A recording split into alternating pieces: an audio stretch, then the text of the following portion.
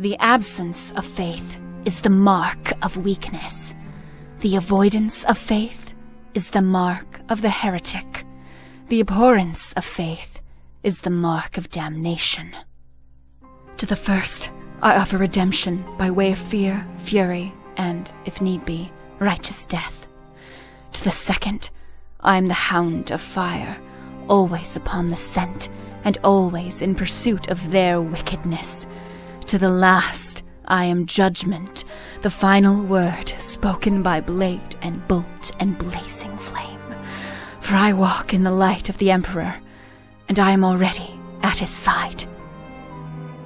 The words were spoken without stealth, yet silenced, for her vox was muted, and her helmet permitted no sound to escape from within. It mattered not at all, for soon the enemy would know these words by the truth of her actions, with no utterances required.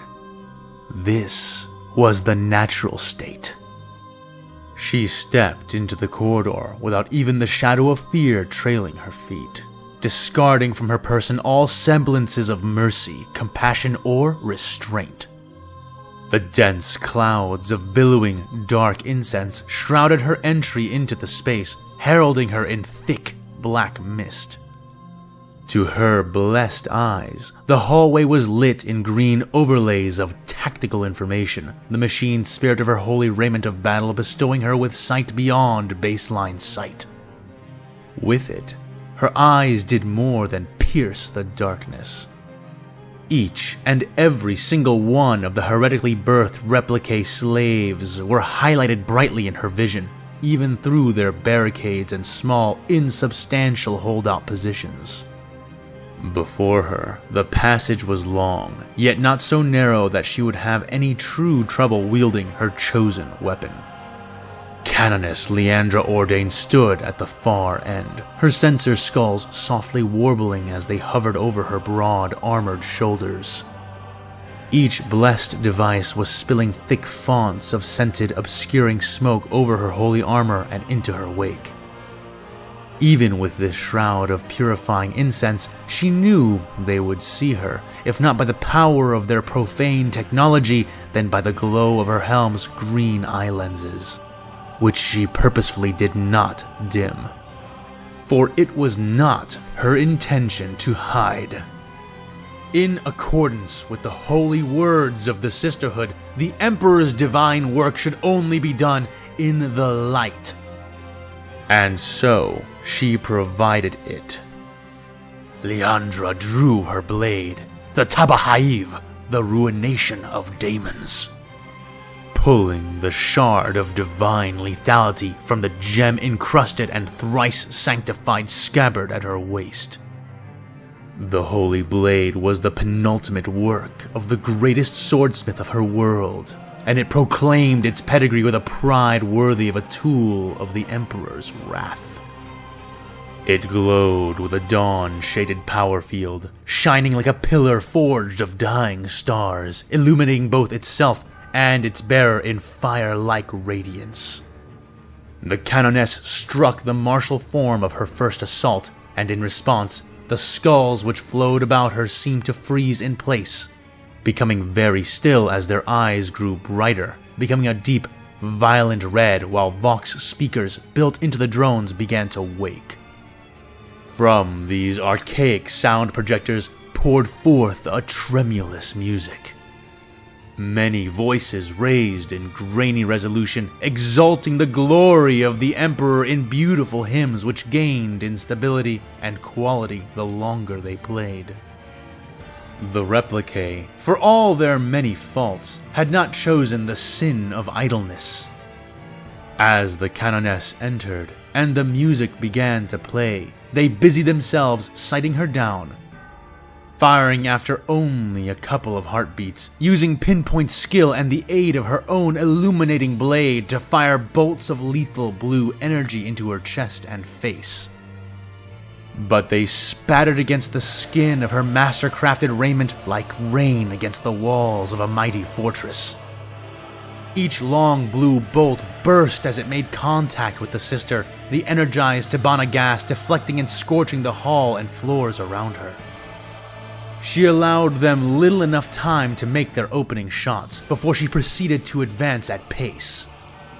Trained in decades of battle, raised from birth to be a warrior, Leandra was everything the Kaminoan cloners had sought to mass-produce through flash learning and genetic manipulation. But what the aliens had tried to speed into creation, the Imperium had perfected. Not through cloning or intelligent selection, but by the brutal virtues of raw, evolutionary Darwinism, constant, unceasing conflict, and implacable, unreasoning faith. Leandra opened her mouth and sang, servos smooth as she lunged, unleashing a fluid power that should have been constrained to walkers and tanks many times her size. But this constraint was an illusion, one which she shattered with a single thrust of her horrendous, blessed blade.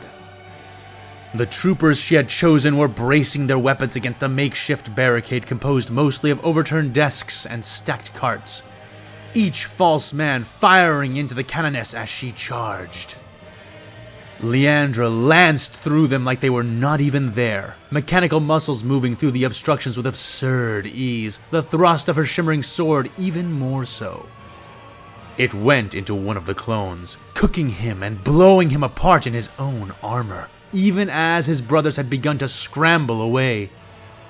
But she did not allow it, tearing the blade through the smoky air in an arc which caught both of the fleeing soldiers, scorching and blowing them apart and causing their erupting, boiling innards to cake the walls and ceiling.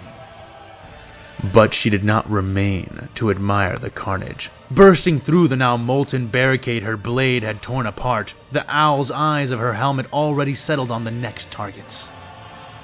The replicate troopers who opposed her showed unusual valor, standing against her, roaring their lungs raw and holding their lines, even as she hacked and kicked and tore her way from one group of false men to the next. They had no way of stopping her, their weapons rendered utterly ineffective against the type of armor she had earned.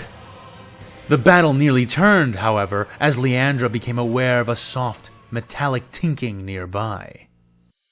Grenades, but not fragmentation grenades. She had been briefed on the replicate EMP spheres already and knew well enough what to do if she encountered them. Bellowing fanatical defiance, using her auto senses to locate the tossed spheres, she punted the grenades back the way they had come, ducking and running past the ones she could not reach. She wove between the opening umbrellas of electrical energy, forcing the replicate to maneuver into their radius or slicing through the ones that attempted to corral her into the blasts. Several enemy troopers near the rear began to effect a retreat, pulling back through a pair of large doors which they clearly intended to seal. Leandra sped up her pace in response, voice ringing wordlessly in her helm as she sang her litany. The canoness was a storm of light and smoke and death, a seraph of the Emperor's wrath, a master of the blade, demonstrating her skill in a lethal performance set to odes sung in her own voice, each one sworn to vengeance.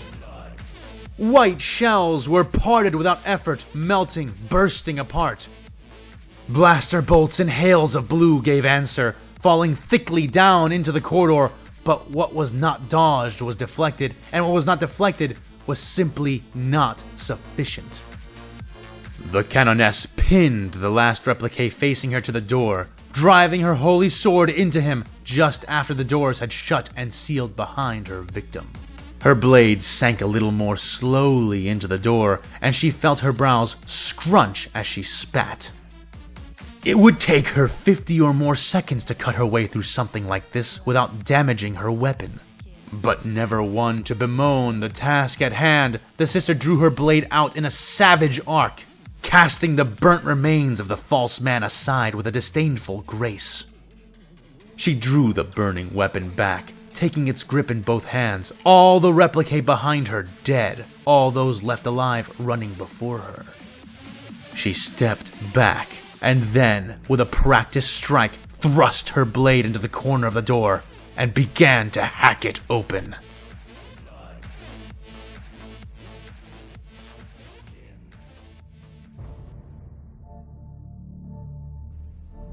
As they had agreed, Nerva climbed into the narrow space of the knight's cockpit ahead of Farnes, momentarily struggling to lower herself into it with only one arm. "Here, let me," Farnes said, hooking his feet under the rungs of the nearby ladder and seizing the collar of the aspirant's armor, taking most of her weight and helping her feet reach the ancient throne beneath them without stumbling. She hissed an intake of air as he did, surprised by the sudden act, though, thanks to Farnes's training, this kind of conjunction was near instinct. He followed her in soon after, voice wrenched from his mouth in the form of a sudden cry as blue bolts scorched the air over his head. He avoided any serious singeing, but that hardly helped his racing heart. The guardsman had, at her insistence, removed his flak armor, including the supplemental plates he normally wore with it. And while he was far from literally naked, still dressed in his fatigues, the young man could not help but feel plainly naked without the protection of his helmet, breastplate, or boots.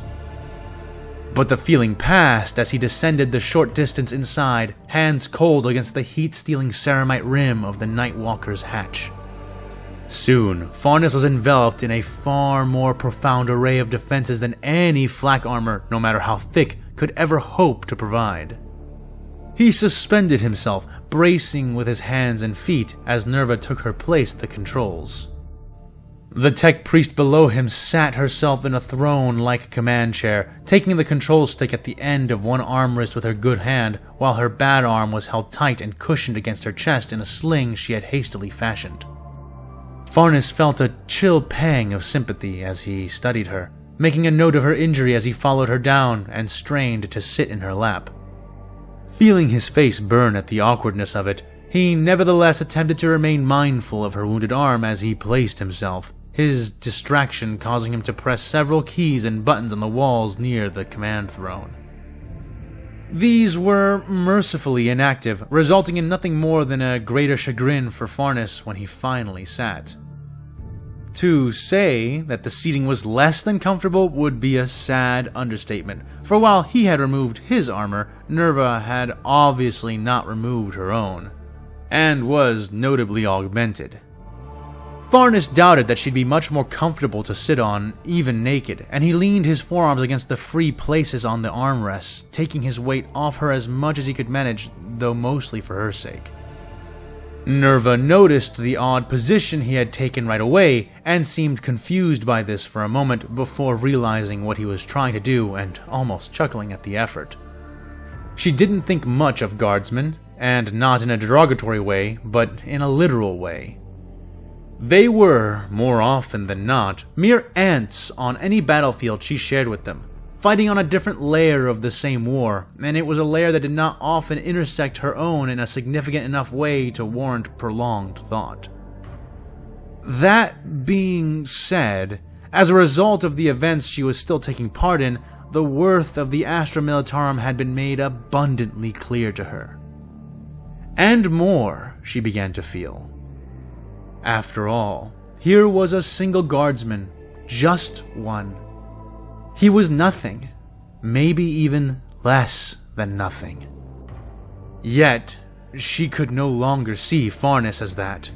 Crammed inside the demigod engine, watching him try, Nerva found she simply could not see him as an ant any longer. And that shift horrified her as much as it honored her. So many ants, so many men lost, so much worth lost. She had access to her core systems and was sorely tempted to numb herself, to push off the revelation. But where perhaps her former master would have, she did not. She instead did the opposite, opening each of her sealed sensory gates with the exception of her arm and letting it all flow into her. This was truth, and she would not hide from truth, not in a holy place like this, not when the hand of the machine god was so obviously present. She released the control stick and rested her heavy hand on his shoulder. Relax. she said to Farnes from behind, her voice tight but controlled. Sit fully. Who knows how long we're going to be in here? You must save your strength. And besides, I am armored, so I can barely feel your weight anyway. She added. Right, sorry, he said, face still burning as he complied, shifting around for a moment before he found the most comfortable position. Okay, what now? He asked. In response, Nerva reached out to the control stick again, taking it and pressing a button under the lip of the handle with her pinky. The metal canopy above them screeched, making Farnes jump as it began to close, settling over their heads and hissing as it sealed shut and pressurized the cabin. Monitors all around them flickered to life, displaying the various symbols and creeds of the Adeptus Mechanicus, and lighting the otherwise dark interior in flickering gold and red hues. The sight was disorienting for the guardsmen, but to Nerva it was familiar enough. She had performed countless simulation test runs, and all of them had presumed this walker would be hers eventually. First, I'm going to wake the machine spirit. Your friend is still strapped outside. If she is even still alive, then she needs help as soon as we can get it, said Nerva, integration wires already beginning to worm out of the holes in her robe all along her spine as she spoke, linking into the throne behind her. So we'll be going for the lift? Farnes asked. Yes. Hopefully the man your sergeant left behind will still be at the top, and have the sense about him to activate it when we arrive. Time is limited either way, so we will need to strafe the Prometheum tanks on the way out, she said. We? The guardsman asked nervously. Yes, we. I'm going to control the arms and legs of this thing, but I'm still going to need you to use certain weapons, since my arm is out of commission. I will run us by and aim the weapon, but you will have to fire it, the aspirant said. Farnes firmed his chin and nodded stiffly. Okay, how do I fire the weapon? Do you see that control stick? The one with the 3-pronged trigger? She asked. He paused for a moment to look around at the armrests before locating the control stick on the side with Nerva's wounded arm and nodded. Yes, I see it, he said. Good, take it. That will be the one you use to control the last impulsor. The first trigger on the top will charge the weapon. The second one will prime the cooling system, and the last one will fire the impulsor. You will have to do them all in sequence to use the gun without killing us. Do you understand? She said. He swallowed hard and took the cold control stick in his hand, closing clammy fingers around the large red trigger prongs which protruded from it. They were oddly warm. Did you get all that? Nerva asked again. Yes, he answered. Okay, good. Well then, guess I better stop stalling. Listen, your name is Farnes, right? She asked. He nodded. Listen, Farnes. I've never actually performed the ritual of becoming, and we don't really have time for me to go through it. Not naturally, at least. She began to explain, a chilling hesitance permeating her words. Farnes felt that chill as well, tainting his guts and freezing his spine, sending bolts of iced lightning down his fingertips. He had no idea what the ritual of becoming was, or how important it was for what they were about to try. But she seemed to think it was pretty damn important. So what does that mean? He asked nervously. Nerva bit her lip, trying to figure out how to explain it before starting to speak again. It means that I'm going to have to dive in there. Completely. She said. Dive in there? Dive in where? Farnes asked. Into the machine. I'm going to connect my mind to it, and I'm not going to leave much in my body. Maybe nothing. It is not likely that I will survive doing this at all. And honestly, I'd be lucky to live through it with only a roasted cerebral cortex. But if I do manage to do this, and I do come out of this alive. She began to say, voice starting to tremble. Yes, yes? He pressed. Well, if we survive, do not tell anyone that I did this. Do you understand? She said. What? Tell them you did what? Farnes asked. Any of this. That I let unauthorized soldiers into the greater maintenance bays, or that I made the night move without interfacing with it, or that I tried performing this... I don't even know what to call it. All of it. Any of it. You can't tell anyone. If Omnicraden found out about any of this, he'd turn me into one of his thinking servitors, or worse. This is very important. Do you understand? She asked, voice frayed from the stress of the reveal. Well, He started. Do you understand? She pressed. Yes, all right. By light and faith and fire, my lips are sealed, Farnes said. All right. Thank you. She said. I'll see you after. He said to her, fear still obvious in his voice, but joined with a genuine hope. She smirked at that. See you after, she said, before going suddenly rigid behind him. Nerva? He asked. But the aspirant was gone, and Nerva, the prodigious apprentice of the Knights Mechanicus, charged a battlefield she could never have prepared for. And yet, charge it she did.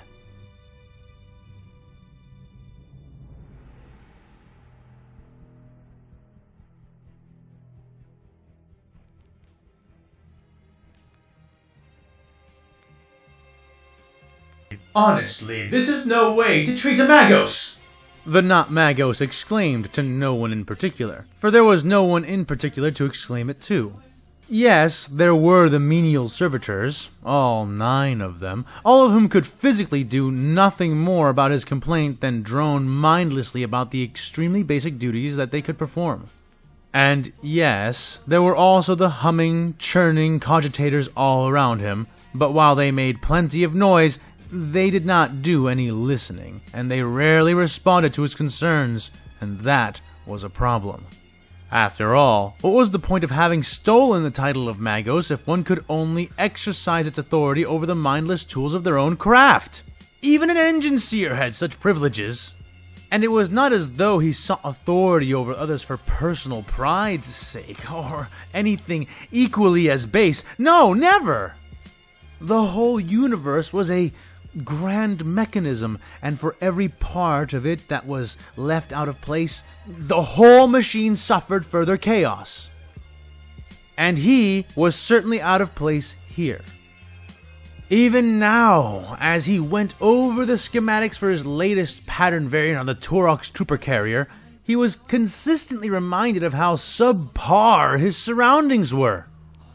He understood well enough that the jailer had little duty to the comforts of their captive, but when the jailer was keeping a mind like his prisoner, and doing so specifically for the work that mind could do, it struck the impostor priest as unforgivingly illogical to not increase the value of his captivity by making the facilities he worked within even moderately acceptable. Such thoughts drew his mind back to Call, and from him to his current quote-unquote master. The very man who kept him locked up here, siphoning only spoonfuls of his insight as if secretly attempting an assassination through infliction of sheer boredom. Damn that Omnicraden! Were my true master here, he would... A sound cut through the thunking of the cogitators and the ranting of the enslaved mind, drawing his attention to the communications terminal which sat nearby, pulsing with the odd noise. Eagerly, but carefully, the captured Magos, who was no true Magos at all, extricated himself from his workstation, drawing up his red robe once all of his mechadendrites had retracted themselves. He then made his way to the bleeding terminal, stabbing the squat device with a prehensile mechadendrite and silencing it before queuing up the caller on the screen. Current 82 Velen greeted him, his blue countenance roughed up, though In spite of this, the blind priest curled his lips into a subtle, yet present smile. The time has come. The self-proclaimed Archmagos has missed his pickup window, and it will be hours before the next one. If we are to relocate you and your knowledge, it must be done now. The Electro-Priest said firmly. The captive imposter rocked back on his heels at the news. Now? But I'm not sure I'm ready to egress. I just got this terminal secured, and I'm only 98.777 repeating % sure that I fully infiltrated my guard servitors. I've no relevant maps or navigational data of this ship beyond what's immediately around my cell. I've no idea how to reach you, or what I would do if I encountered resistance. Velen, I'm not even packed yet! The plea had no effect on C-82. Find a way. Use your trump card if you have to. He said. But Velen, we are being boarded by enemy troops. If I use my back door, it will automatically cut down the data security and firewall cohesion across the entire ship. Again, C-82 only shrugged, seeming not to care at all. They are boarding the ship we are attached to, actually. But even if they were not, what care have we for the security of Omni Creighton and his inquisitorial pet? Let their heresies suffer the sting of their own self-wrought sin. Do not overthink this, 84. If you do, you will not escape. Meet me in the Greater Honoring Hall as soon as you can. Current 82 Velen, out. And with those words, the transmission went white and ended, leaving the false Magos to jitter and fuss about before finding his resolve. Alright. Calm down. Just think. What would Call do? What would the true Archmagos do? He said aloud to himself. Well, I suppose he would have released the backdoor virus weeks ago and tried to escape on his own. Perhaps that should have been my first instinct as well. I suppose I'll do so now. Oh, what is the term he used? Better late than never? But what if I get lost? No. Stop it! Call would not even pause at the possibility of being lost. You just blunder in and so will I, because today I escape. I decided that. Me! The not-quite man said, puffing out his chest as much as he was able to before turning to his cogitators and extending out his many mechadendrites. Well, I suppose it's time to get to work, he said, swallowing hard, or rather, making the physical gesture and activating his trump card. Beside him in the room, the previously barred entryway slid open with a mechanical sigh. He gathered what things he could, and even took a deep breath as he stepped through the portcullis. Oh, Omnisaya, guide my path! I hope it won't undermine my display of resolve too much if I occasionally consult a local console for directions.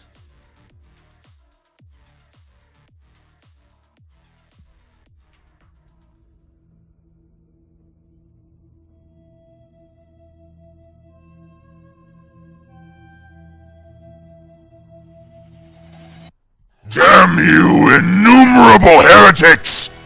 The psychic space marine bellowed, hand extending out and becoming the origin point of an explosive wave of shrieking electricity.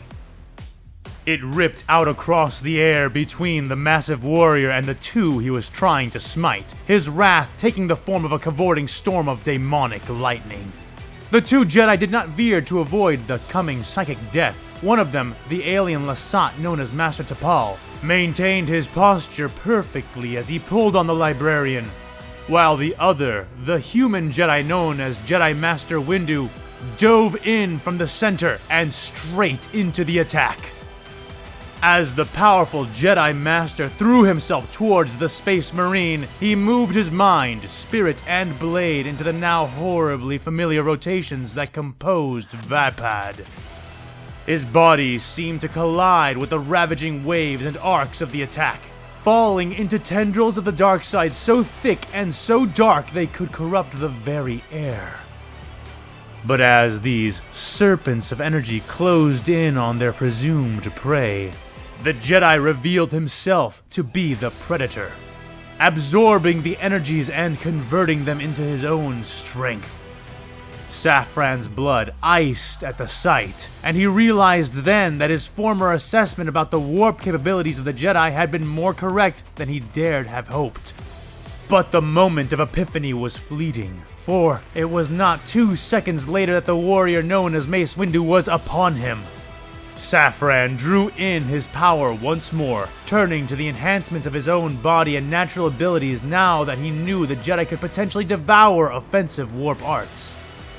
Even with this, however, he found himself struggling to keep his force stave between his body and the malevolent purple blade that was attempting to impale him. This man was an entirely different creature, even from the knight he had been facing before, the one known as Obi-Wan Kenobi. Where Kenobi had been a shell of unbreakable defense, this man before him now was truly the essence of offensive action. Not only fast, but strong, and not only strong, but unerringly accurate. This Saphran learned the hard way as he was dragged forward, forced to defend himself while his footwork could not but keep him upright. While the librarian had succeeded in warning off the purple blade with wide warding sweeps of his stave, he also found himself falling victim to the very same flaw that had seen the old Jedi Master from earlier nearly crushed to death by Saphran's mailed fist. Windu drew his attention with one hand while punching and striking with the other. Initially, Saphran thought to ignore the Jedi's bare-handed strikes, only to become aware of how enormous a mistake that was, once the first 4 blows had connected. The man punched and hit like an autocannon burst at close range. But that was not all. It wasn't even the worst of it. Saphran's power armor was, as its name suggested, powerful. But it was also old, ancient. A 7,000-year relic that had been only mostly maintained by his chapter. Even in such resplendent war gear, flaws were bound to occur, chinks were certain to be formed. And this man, Mace Windu, seemed to know the location of every single one. He did not just punch his warp-wreathed fist into the opening that appeared, but instead, he specifically funneled his damaging blows into the most vital openings, ripping at wounds inflicted on the warplate centuries past, bursting flawed seams and ceramite reinforcements, and shattering Saphran's weak points wherever they presented themselves. Defending himself from these true strikes all too late, the librarian realized with a sickening sensation that the battle had just turned out of his favor. If he had known, if he had somehow been able to just anticipate such a combination, a final swing of his stave forced the Jedi Master off of his offensive, leaving the Space Marine skittering across the steel ground towards the second warrior. Already, Saphran could tell that he had lost power in his left shoulder and arm. The servos there now locked and struggling against his movements instead of aiding them, all thanks to the Jedi Master's precise attacks. This forced him to wield his stave one-handed as he approached the second Jedi Master at rapid pace. Feet still screeching and scraping, the subtleties of stance mostly denied to him yet again. The alien released his telekinetic grip, relying on momentum to carry Saphran the rest of the way as he whipped his saber staff up into a flourish. Saphran's teeth bled in his gums as he clenched them, locking the staves together before taking a clothesline stroke from the alien's other arm. The librarian was pitched onto his back by the blow, releasing his stave and barely rolling out of the way before the Lasat Jedi Master buried one of his double blades into the floor where Saphran had just been. He came up to his feet and backed away warily, watching as the alien yanked his weapon contemptuously from the floor, eyes fixed on the librarian. Mace Windu calmly walked back to his fellow master's side, and the two of them crouched slightly, preparing for their second assault. Saphran spat out a tooth and growled deep within his throat. Though they all looked fairly similar, clearly the span and range of these Jedi and their abilities was the essence of inconstant. In one instance, he found himself tearing through scores of them. And in the next, he was stopped by one and then nearly defeated by two. Admittedly, he was worn down from his previous feats, but he could not help but muse to himself, briefly, how many other enemies of the Jedi had found themselves in a similar trap. How many other rivals of their order had tested them and come to underestimate them due to this very factor. The Jedi were an order of sheep, shepherded by true masters, or so it seemed. But, even now, Saphran knew it would not be enough. It could not be. First, he had humored them. Then he had taken the worthy seriously. Now they pressed him into desperation, into danger, into recklessness. And while Saphran knew that he would risk failing to survive his own recklessness, he was certain that they would fail to survive it as well. He spoke no words to the masters, for this was now a true battle, and words had little place here. He reached with his working arm to his opposite shoulder and jammed his fingers under the unresponsive and damaged plate. With a tug and a sigh of mechanical relief, the servos unlocked, becoming dead weight against his muscles. Withdrawing his hand, he extended his still-powered right arm out to the side, and his stave scraped from the floor behind the Jedi, spinning out towards them like the blades of a rotocopter. Mace Windu and Jarl T'Pol both evaded the surprise attack with sidelong lunges and spins which carried them just out of the weapon's reach as it oscillated through where they had been standing previously. The haft of the Force stave slapped heavily into the Space Marine's palm, and he took it, testing the mobility of his unpowered limb as he took the weapon in both hands and worked through a small set of quick flourishes. It would have to do. Meanwhile, the Jedi had regrouped, now extending their hands once more, grasping at him with the Force. But this time, Saphran did not wait to feel the pull. This time, Saphran came running straight for them, bloody teeth bared, his face a mask of war.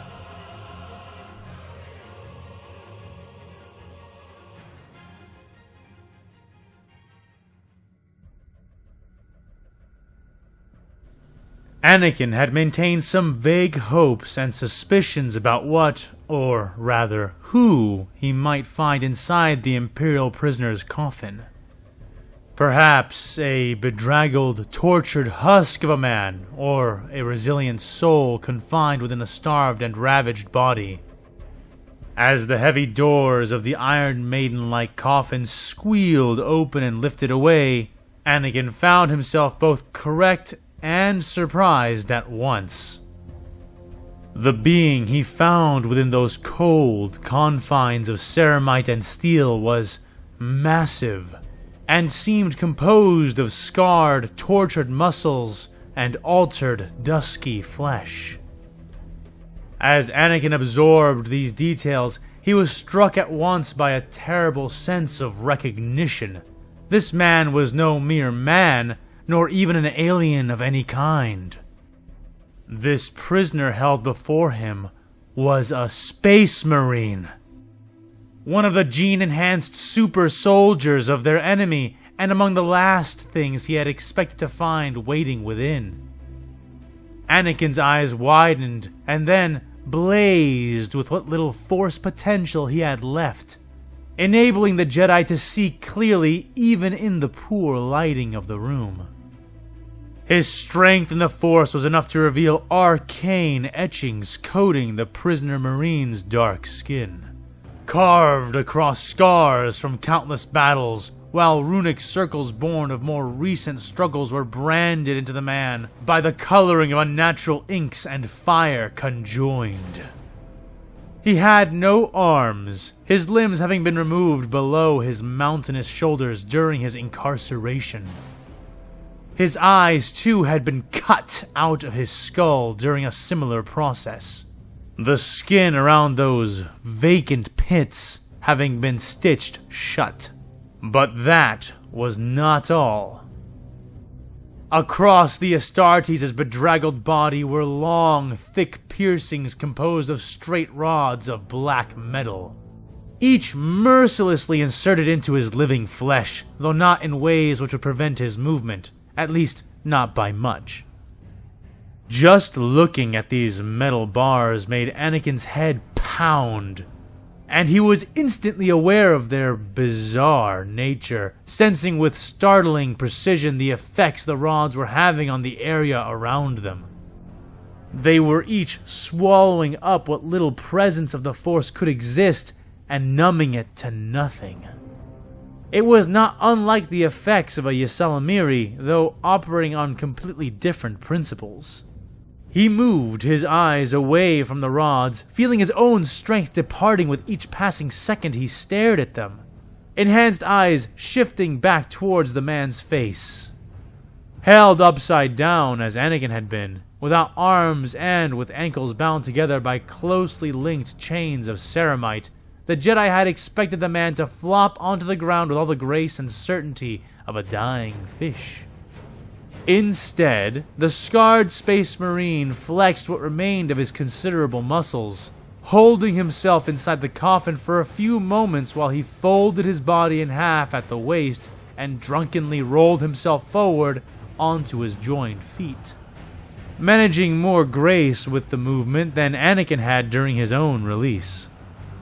The Astartes then slowly rose to stand, appearing powerful in spite of all the deprivations he had suffered, even as he slumped under the weight of what must have been unimaginable fatigue. In spite of that gesture, however, the Marine bore his teeth in a large tombstone smile, and soon he was speaking as well. Evidently, his tongue had not been removed, and his lips had not been sewn shut, as his eyes had. Ah, you have my profound gratitude, stranger. I hope that you can understand my own tongue, as I very much like to converse with someone other than Thoth for a change, said the Marine in an oddly refined accent.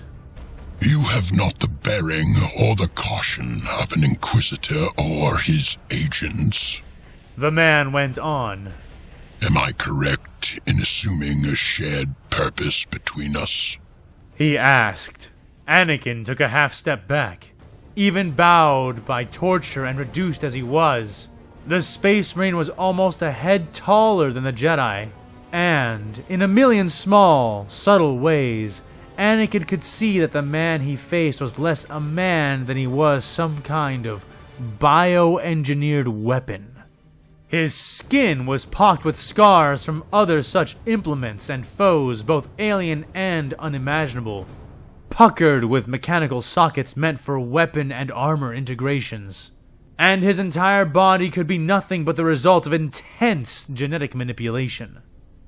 As he absorbed his details, Anakin found himself wondering if the man-thing which stood before him had even been the product of a natural birth. And as he did, for the briefest moment, a shadow of horror crossed over the Jedi's mind. The image of countless tanks in dark laboratories, growing these men, these things in mass, forced its way into his mind. But what terrified him about that image was not the idea that the Imperials were doing such things, but rather how easily he could see the Republic imitating them. Was this where they were headed? Had he not already seen the beginnings of this very process incarnated within the men he had come to this ship with? In the clones? In Clone Force 99 itself? The thought was too potent and too strangulating to handle now, and so he shoved it back, taking a deep breath before he began to speak. I can understand you. You're lucky I've always been good with languages. My name is Anakin Skywalker, and I'm a general for the Galactic Republic. Glad as I am to lend my aid to any prisoner in need, I'm going to have to ask you something in return for my, services, Anakin said. The huge, armless man smirked. Well, I am hardly in any position to pay you back at this moment. However, if I can be free of this place... The Space Marine began to say. Anakin raised his hand instinctively, making to speak, and was momentarily shocked when the man cut himself off, going silent as though he could see the gesture, which the Jedi knew he could not. Without missing the beat, Anakin spoke. Actually, you are. What I want isn't so different from what I assume the people who have you here want. I have questions I'd like to ask you. The Jedi said to the Marine. The man paused as he listened, and did not answer right away. Instead, he sniffed the air briefly, rolling a large, discolored tongue across chapped and scarred lips. He seemed to wait, tasting the air, before nodding his head. I see. And what if I'm reluctant to answer any questions? What if I suspect this is just another ploy to loosen my lips and to make me speak where before I was silent? The Marine asked, arching an eyebrow over the shallow skin of one of his closed eye sockets. In response, Anakin swung his saber towards the man, bringing his weapon down in an overhead chop.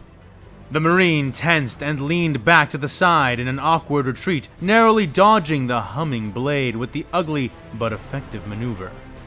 The saber came down dramatically, gouging an inch into the ground before Anakin drew it back. The Marine's feet spread into a ready crouch, a sheen of sweat slicking his head as adrenaline began to pump. Anakin noticed that the air was suddenly spiked with an acidic aftertaste, as if the man's sweat itself was a chemical byproduct of a more mechanical being. The man flared his nostrils, crouching, predatory nature emerging, before relaxing as he realized what Anakin had done. If you refuse to answer my questions, Anakin said, spinning his saber back in front of him, then that will be all the help you get from me. The Jedi said with his own smirk, deactivating his saber as he spoke and half turning away from the Space Marine, whose ankles were no longer bound together thanks to Anakin's strike. Good luck breaking out of this place without us, he added, R2-D2 throwing in a whistle for effect. The Marine seemed stunned for a second, face tensing and neutral before melting into a tense smile, his tight grin revealing massive blocky teeth, some of which were broken or had been removed. A relevant point. I see you have some burning questions. The Space Marine said, standing straighter once more. And I've many answers to satiate you with, General. More than you can well imagine. But let us limit ourselves to the things of relevance, at least for the moment. The man said, sounding only a little tired. Anakin turned back around, facing towards him fully and smiling for a moment before pausing to think. He stroked his own chin, wondering what manner of query he should prioritize, as time was severely limited. Only what he needed to know in order to understand if he could take this Space Marine with him. If he could, then he would be able to ask all the questions he wanted once they were both safe and outside of this cursed prison. Do you work for the Imperium? Are you their ally? Anakin asked. The man chuckled and shook his blind head, though that was not enough confirmation for the Jedi. Even as the Space Marine began to answer, Anakin reached out as far as he could with his limited power, limiting himself to the very edge of his surface thoughts for safety's sake. Even so, the effort made him sweat, and the Marine seemed not to notice it. No, the larger warrior said. Anakin focused, holding back a hiss as he inspected the Astartes' claim with the Force. The act would have been very difficult as it was, but in addition to the silenced air between them, the horrible pressure of the Force-denying field which surrounded them both, the Jedi Knight found himself having to also manipulate his influence carefully around the strange, straight bars of black metal which were inserted into the man's body.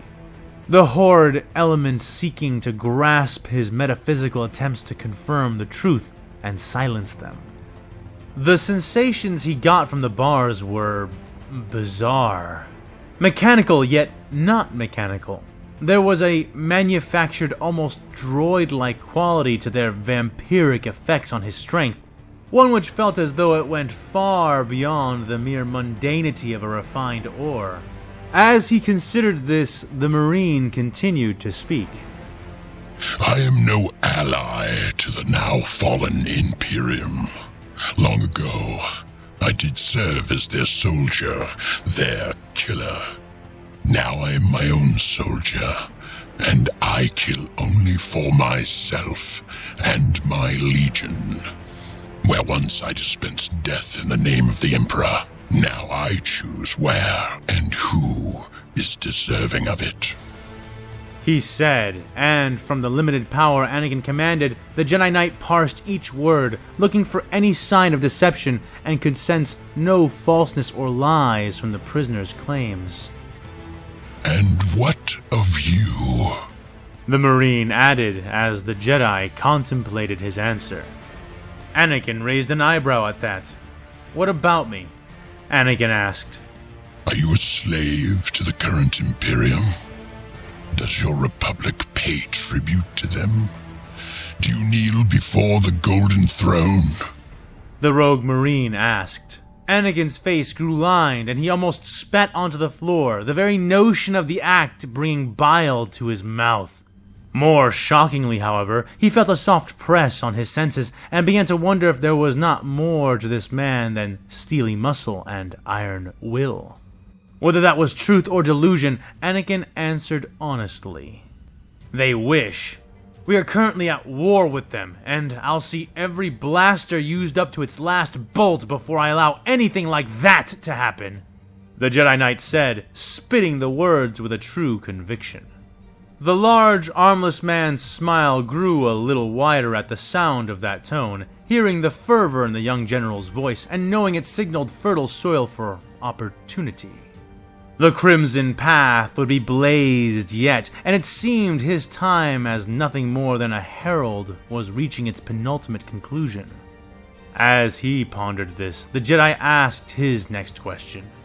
Whom do you serve then, if not the Imperium? Besides yourself, I mean. Are you a part of some larger organization or ideology? What is your legion, and where are they now? Anakin asked, his words cutting through the Marine's thoughts. Though I serve by my own choice, I have indeed chosen a new master, and a new way of being that is apart from the insanity of the Imperium. I serve the black and gold, and I am known by others of my branding as the Herald of the Crimson Path. I come before the War Master of the Empyrean in order to prepare the way for my legion, the Black Legion, he said. Anakin cringed at the words. Crimson Path, War Master, Black Legion? None of those names inspired much hope in the Republic General, and the Jedi made a mental note in that moment. Even if he did end up freeing this warrior, he'd have to be careful, lest this nefariously named faction follow in the wake of the Imperials and become a third antagonist in their war. Black Legion? No offense, but that hardly sounds better than the Imperium of Man. What is the goal of your legion? What are you after? Anakin asked. The man turned to the Jedi then, angling his head as though he could see him despite the Marine's obvious lack of eyes. Anakin watched as the man's expression lost much of its levity, lines drawing over dark skin. The Black Legion exists for a single primary purpose. We live and fight, and many times we die, in order to finally kill the Emperor of the Imperium. We exist to bring a just reckoning to the false Imperium. My brothers in black and I have a common cause to hate the corpse throne and the many tyrannies of its countless underlings. We will not cease, we will not rest, and we will not stop our long war. Not until the insanity of the Imperium is finally brought to a long and overdue end. An and our War Master, Abaddon, sits the burnt throne.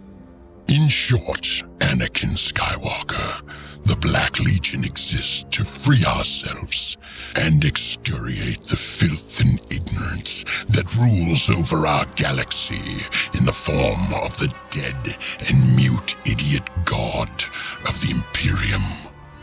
He said. Now it was Anakin's turn to smile. While he could easily see that this man was no obvious friend of his Republic, the animosity the Marine had towards the Imperium was a weapon of its own, and one Anakin was craving to wield. He needed more insight, more power, more ways to fight the Golden Throne in all its horrendous incarnations. And in this traitor, the Jedi General saw the potential for all of that and much, much more. Alright, Herald of the Black Legion, if I free you, if I take you before the members of my council and stand for you before them, will you help me? The Jedi Knight asked. Help you what? The Space Marine replied without hesitation. Will you help me, help the Republic, rebuff this Imperial invasion? Will you help us learn about this enemy? Will you help us crush them in battle and defeat them in this war? Anakin asked. The Marine was silent for a few moments, his face blank as he seemed to consider what few options he had left. If you help free me from this prison, if you offer me shelter and safety from my pursuers, then yes, I will help you, General of the Republic, said the man. The Jedi smiled and stepped forward. All right, then consider it a deal, Anakin said, extending his hand out towards the renegade, only belatedly remembering that the man was armless and drawing his hand back a second later in mild chagrin. The Marine scoffed slightly and smirked a toothy, broken grin. Did you just extend your hand towards me? The man asked, sounding unexpectedly amused. No, obviously not, Anakin said, face burning just a little. I was swatting a fly, Anakin lied. One last question, Herald, he added, changing the subject. What are those bars you have pierced through you? They feel strange, unnatural, the Jedi said. The man almost seemed to look down at himself for a moment before venting out a heavy sigh. They're a countermeasure, a barbaric means of making sure I cannot use my warp-based abilities to aid myself. They are a brutal redundancy. I could not touch the warp in any potent or meaningful way, not while I'm locked in this place. Even if I removed... Wait. Are you touching those bars? Physically? The Space Marine asked suddenly. No, I'm, sensing them. I also have, warp abilities of my own. I can still use them, but only a little, Anakin said. The man looked shocked, as though he had been suddenly slapped across the face or dunked into ice-cold water. So you are sensing them in here, right now? He asked, a touch of astonishment tinting the man's voice. Anakin nodded and scratched the back of his head. Well, yeah, right now. I did get fully cut off when I came near that crazy, whatever that woman is who's patrolling in the halls out there. Otherwise, yes, I can still feel the warp. But calling on it is like trying to suck air through a straw. I can barely manage it, Anakin admitted. The man paused, languishing in stunned silence for a couple of moments before shaking his head in a resigned way. What is your ideology, General? The Space Marine suddenly asked. Anakin seemed shocked by the question, but answered it nonetheless.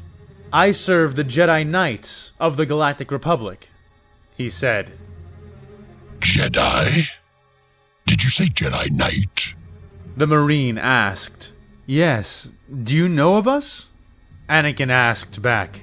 The name seemed to stir something inside the man, but after several terse seconds, his feet sliding over the floor in an odd way, he spoke again. No, I do not. But I thought, in any case, we should direct our attention to escaping.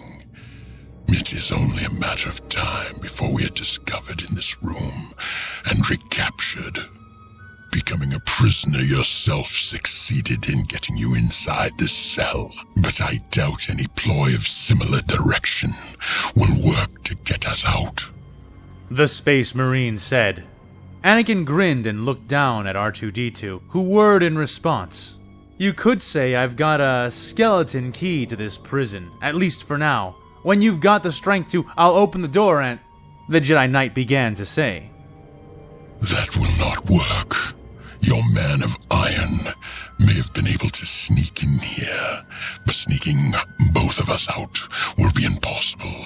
And the instant the enemy knows I'm free, they will come for us with everything they have. It'll be far more than either of us can deal with together or alone. The crippled Marine said.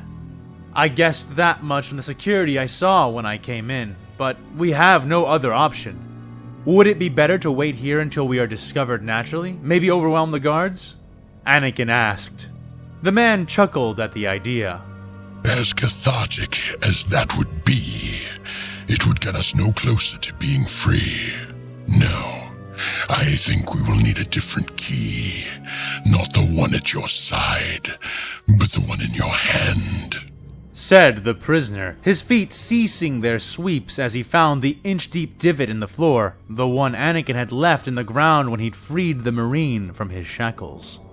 Anakin smirked dubiously at that, looking down at his saber. I suppose I could cut our way out, but how would that be any better than silently taking the door? He asked. Because we are not heading for the exit. We are heading for an armory of sorts. But the first thing we need to do is alleviate ourselves of this psychic suppression. In the center of this facility, there is a machine that suppresses our connection to the warp. Reaching it will be impossible. It's too heavily guarded, but it is also insufficient to cover the entire prison. To shore up the edges and gaps, each of these rooms is constructed with a room beneath it, where sit 3 or 4 blanks. The Marine explained. Blanks? Anakin asked. They are anti-psychers. Where we pull in the power of the warp and connect to it, they repel it and push it away. We need to kill them and head towards the port side until we exit the influence of the suppressor. Said the ravaged captive. Port side. Wait, that's the opposite direction of the entrance I came in through. Is there another exit in that direction? The Jedi asked. The Marine shook his head and kept his now subtle smile. No, there is only one fixed entrance and exit, and the suppressor sits virtually beside it. Then why go to port? Anakin asked. Because that is where the foul proprietor of this prison has taken my weapons. If my guess is correct, he will still have them for examination. His hubris and curiosity will be his downfall. Once I have those weapons, I will be able to create a new way out for both of us. Anakin paused to consider it, but grit his teeth and nodded, activating his lightsaber. The blanks are directly below us? Anakin asked. Very nearly. I will show you where to cut. We should emerge right on top of them. Answered the Marine. All right. Lead the way, Herald. The Jedi Knights began to say, his words scythed off by the Marine's sudden interjection. I call you by your name. You should call me by mine. He said, Sure, I have to admit, I half expect you to give me a number. Not that there's anything wrong with that. Some of the best men I know have numbers for names. Said Anakin. The Space Marine laughed, but there was no joy in it. Despite what you see before you, Anakin Skywalker, I am not some tank-bred weapon, grown into a mold to be dumped onto a laboratory floor and then given a gun. I was born just as you were. My life began under the eyes of 9 burning stars on the desert world of Prospero. There, before I was taken, before I was promised justice and strength and a place among the stars by the false Imperium, I was given my name by a family long lost to me. I carry that name still, for it is all I have left of that life when I was but a child, but still wholly myself. I am Iskander Kaon, and I think, General Skywalker, that you will find we have more in common than you may suspect. And I may have more to teach a prodigy like you than you can possibly imagine.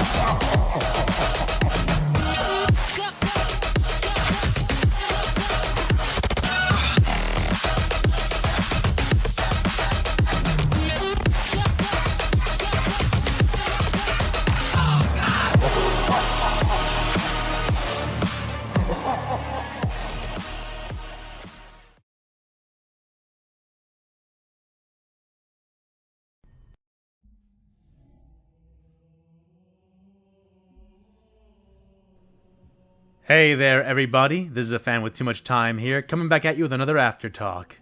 And hey, it's good to be back. Finally back on it with Warhammer versus Star Wars. And, hey, Happy New Year. I hope you guys enjoyed the New Year episode. I got some fantastic help from Jessica Jacobs and from Mouth Almighty. You know, Jessica Jacobs, who played Leandra and Nerva in this episode, and Mouth Almighty, who played the one and only Iskander Kaon. So I am so happy with the performances they gave and the quality we got out of it. Definitely show them some love in any way you can. If you happen to have any work for them, now you have fantastic sampling of their voice work. And if not, you know, any chance you get, just give them a shout out. They're fantastic people, and they did fantastic work on this series with me. The next episode is coming out on Monday, and with Monday comes the beginning of the whole week-long Rumble, which we're going to go all the way to the end of the week. with an episode for every day. I had actually intended to end the series at the end of the week-long Rumble.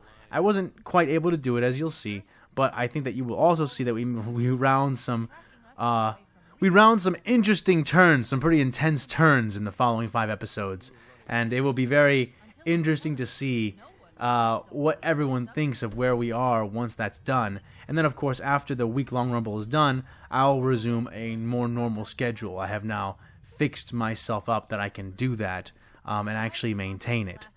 Which actually leads me to my next announcement, which is something that I find to be even more exciting than the return to Warhammer vs. Star Wars, which is me and my brother's website. You see, if you go down into the description now, you will find a link to the Night Library, which is where me and my brother put all of our creative works and our creative stories in whatever formats or media they happen to take place in. Right now, me and my brother are working on comic books. And here's the thing.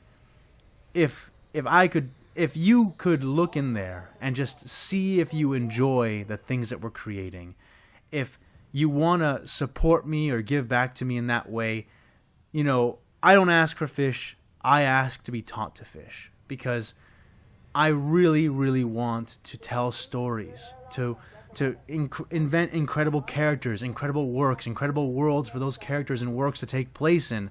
And I want them to be enjoyed and to be viewed by you, by the audience.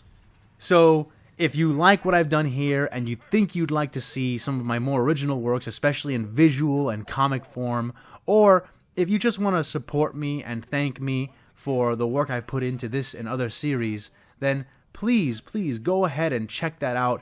It literally means the world to me. It means the world to my family. And honestly, if I could get to the point where I can support myself and my dependents with just my creative work, I am not bullshitting you when I say that it would be a dream come true. That I have literally dreamed of being able to do that, but the situation and the context and the confidence wasn't there before. And hopefully it's there now, because doing this whole thing over the pandemic with Star Wars versus Warhammer 40k has really opened my eyes to what people may be willing to enjoy if I'm willing to put in the quality for it. And I promise you, with every piece of work you see on that website, it is the height of my heart that I am bringing out and putting out into this. And, of course, it's the way that I always wanted it to be, which is in a visual format, as not just writing, but a comic book. So I plan to update that every week. Please stop by. Let us know what you think. Support us. Support me if you think that I deserve it. This is like the huge thing. This would be what makes sort of my life more complete. I need to finish Star Wars vs. Warhammer 40k, and I'm going to do that, absolutely, because it's been cooking inside of me for so long. But if you actually wanted to make this huge difference in my life, that's how you do it. And that's all I can really say about it. And for anyone who even decides to take a look, take a peek, maybe share the work, if not contribute, you know, you're helping make the dream come true. Just by that much, and by however much you can contribute, you are making just at least my dream come true. And the gratitude I have for that, it's difficult to encapsulate. So I had planned to do a few Q&As, but I'm kind of feeling under the weather right now. And a lot of the Q&As I was actually looking at are really spoilery, and even just my reactions to some of the questions might actually count as spoilers. So I found that I couldn't really answer a whole lot of them. And a whole bunch that I've been saying that I'm going to answer will actually be answered in the series. And you know, you guys may think that you want me to answer these here in the Q&A, but you don't want me to answer these in the Q&A. You want to experience it for the first time in the way that it's meant to be experienced, as a part of a narrative, as a part of a story, with characters that you care about or are getting to know, going through it, and therefore allowing you to go through it vicariously. So given that I'm feeling sort of wicked under the weather. Well, not wicked under the weather. I'm hoping that this is just a thing, a funk or something, that it doesn't, that it's not here to stay, because fuck me, like, I really need to finish the rest of these episodes, and I can't get sick while that happens. But we're gonna cross our fingers and just push through it as far as we can, right? Or at least as far as I can. So, instead of doing the Q&As, I thought that I might talk about something else for a moment. And what I wanted to talk about is two love letters. Not literal love letters, but media love letters. Love letters to the fan bases that they belong to. And when I say that, you'll know what I mean when I begin to talk about it. The two love letters are Spider-Man, No Way Home, and the South Park post-COVID special. Now, obviously this is not the last Spider-Man movie we're going to be getting, and maybe this isn't the end of South Park. It could be. I think that it might be the end of South Park. If it wanted to end, and it ended here, it would end. I mean, it's sad because South Park has been going for so long, but if it ended here, it would literally end basically perfectly.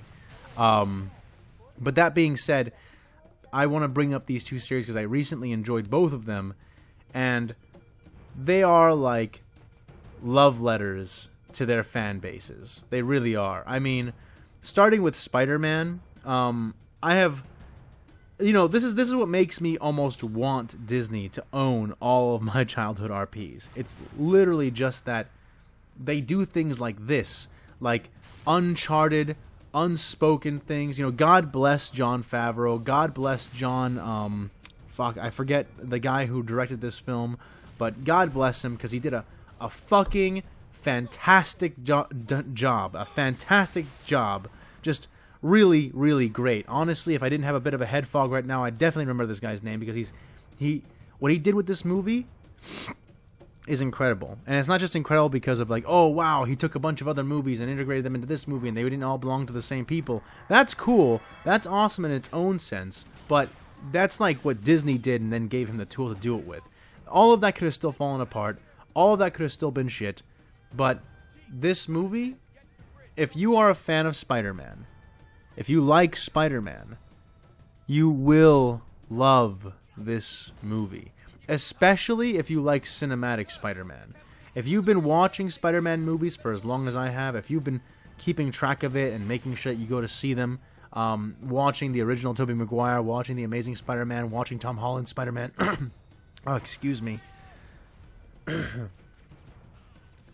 If you've been watching all this happening, then this movie is like the ultimate tribute to Spider-Man. And if after the last Spider-Man, Tom Holland's Spider-Man movie, you were kind of like wavering, like, oh, I kind of like Spider-Man, but I'm not sure about this or that. He's a little too rich, or he's a little too something else, a little too this, a little too that. Maybe he's not close enough to the original Spider-Man. I can't promise you that you'll be 100% satisfied, but I can promise you that you will be 100% addressed. That the director sees you, hears you, understands you, and goes to great effort in an attempt to address it, and if not, that at least validates your point of view while also continuing the series in what I think is the best direction we've seen in a very, very long time. Fingers crossed for what happens after this, but this was amazing. Willem Dafoe is in top fucking form. He is in top form.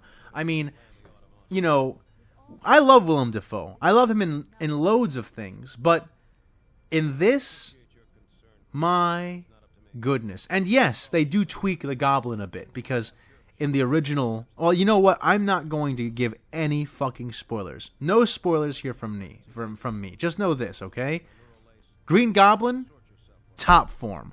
Doc Ock, top form. Oh, and we got fights with Spider-Man using dynamics that I just didn't think we were going to get. I hadn't thought we were going to get that. We got... this will be the one spoiler that happens at the very start. It's not super spoilery, but it's like fangasmy.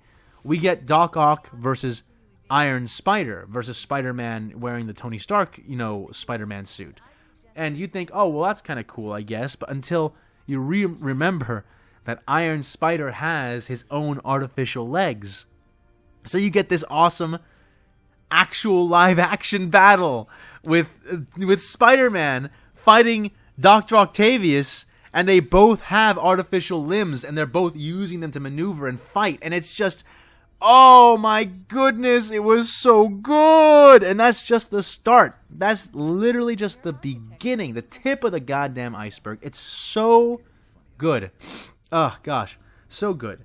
And so Doc Ock, Molina, he's on top form. Willem Dafoe on top form. Jamie Foxx, it's funny because they basically completely fucking retcon his character. He's almost unrecognizable from the character he came from. And at the same time, I like him 100 times better. They fixed the problems with Electro in just about every way, and he's actually a much more compelling and a lot more fun, more importantly, a lot more fun to watch in this rendition. They really just let Jamie Foxx do what he does, and he did it, and it was good. It was fucking good. Lizard was there. Lizard is sort of the most underpowered one of the bunch, and he's a giant lizard. So his acting chops, you can only do so much with that. That being said, he didn't detract from anything, even though in my opinion he came out as potentially the least interesting one of the villains we see. He still came through as only giving and not detracting from all the things he was involved in.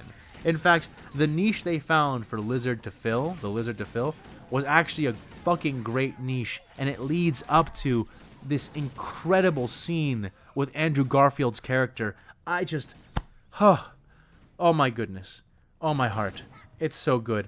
I am incredibly grateful to the Lord that I was able to live through the pandemic and get here so that I could watch this movie.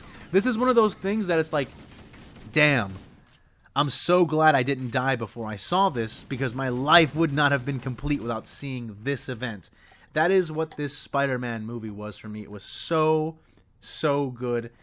And the worst part is it's so good that I have to hesitate about talking about any part of it. Just go fucking experience it. Give Disney your money. They deserve it for this. For this, they deserve it. I may have gotten sick literally going to the theaters. I may be carrying Kron right now. And it is worth it. And it is fucking worth it, okay? Because the movie was worth it. The movie was incredible. It is one of the most Spider-Man movies you will ever see. It is up there with Into the Spider-Verse for me. These two movies, Into the Spider-Verse and Spider-Man No Way Home, are neck and fucking neck with me when it comes to best Spider-Man film. And if you watch it, you will see why. You will definitely see why. And then we take it over to the other side, So we take it over to the other side, and what do we got on the other side? We've got South Park, the post-COVID special. Now, I don't know about you, but for me, after Trump won his election, the first election, and went ahead and, did all his stuff, he threw South Park off pretty hard. And after that, because they had been anticipating that he wouldn't win and that Hillary Clinton would win, which is such a funny hubris. I was telling people months and months before the election that Donald Trump was going to win because Hillary Clinton is a fucking lizard person. And no, I don't mean that in the conspiracy theory kind of way. I mean that she is a severely uncharismatic shill who does not represent most liberal ideals and therefore will fail to rouse most liberals or people who are liberally minded to vote for her, while Donald Trump does the opposite in the worst ways possible. So they thought Hillary was going to win, and they set their whole show kind of up in that way, and then it fell apart. And after that, I was really unable to keep watching. It just wasn't as much fun for me. And when I heard about this South Park post-COVID special, I was kind of like, I've been off of South Park for a year or two, honestly. Entirely off of South Park. And and I'm not sure I can go back. I'm not sure I want to go back. I'm not sure I have an impetus to go back. Well, I began watching it because I have Paramount Plus, and I decided, yeah, you know, I have it for Star Trek, but let's throw South Park on. And it was so fucking good. It was so fucking good. Just like Spider-Man No Way Home is a love letter to Spider-Man and to the fans of Spider-Man, South Park the Post-COVID Special is a love letter to all the things that you love about South Park. And its message is actually really good, all things considered. It's a little naive in some places, but it's a great message, and overall I think it is the right message. But more than its message, the execution. I mean, what you get in the Post-COVID Special is the adult lives of the kids that we've been following in South Park this whole time. And, oh my goodness, guys. I don't even want to tell too much about that because it's so much fun. Try not to spoil it for yourself with clips online because it's very easy. But you will, if you loved South Park at any point, especially before Trump era, it is a total love letter to South Park. It has so many incredibly poignant jokes, so many references, so many little moments that just brought me so much joy as an old fan of the show. I watched it twice, and I'll probably watch it again because it was a hell of a lot of fun. A hell of a lot of fun. Both of those are worth watching for the fans of those shows, for the fans of those things. If you're a Spider-Man fan, if you're a South Park fan, get in on these. They will be worth your money. They are so worth it. I mean, fantastic shows, fantastic media, really heartfelt, both of them. And if you want to do something fun for yourself for these holidays, check those two things out. Now,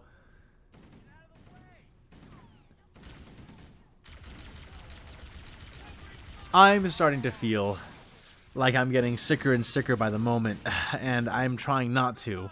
So I'm going to get off now and go work on the next video and try to beat whatever this is to defeating me so that I can have another video ready to come out.